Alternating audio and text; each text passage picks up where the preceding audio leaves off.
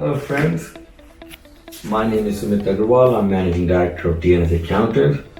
Unfortunately, before each blog I have to repeat this just so that you don't forget me. Today I'm going to talk about VAT and how does it work. I mean, it's a very lengthy subject, but VAT is a value-added tax.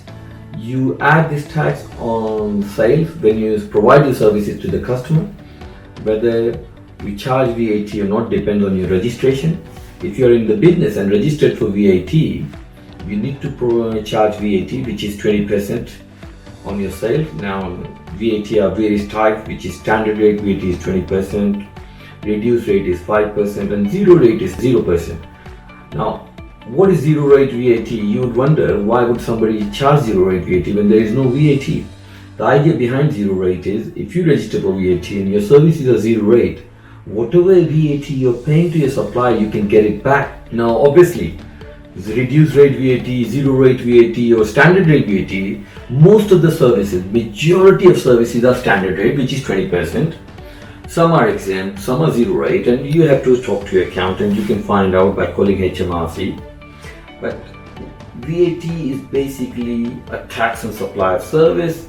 You can register for VAT mandatory or non-mandatory, which is voluntary registration. Mandatory registration happens if you have supply of services or goods more than £85,000. Remember, this is taxable goods and supply. I can go on and on and on, but remember, if you're supplying services or goods more than £85,000, you should register for VAT. If you're servicing, your turnover for the year is less than £85,000, you have to decide whether you should register for VAT or not.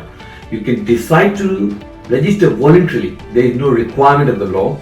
But when will it be beneficial to register for VAT is when your customers are B2B. If your customers are B2C, which is private consumers, you may not be beneficial because VAT will become cost for your consumers. Now, this is a bit technical subject I've covered. I will cover more VAT blogs in future, and I'll cover more each topic in detail. But today I've spoken about what is VAT. VAT is a tax on the supply of services or goods.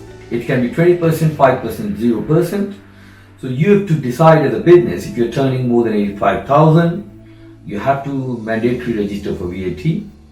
Do not delay. And if you're supplying services or goods below 85,000, decision choice you have to take whether you want to register for VAT or not. Thank you very much. I hope you find this blog useful. I'll come back soon.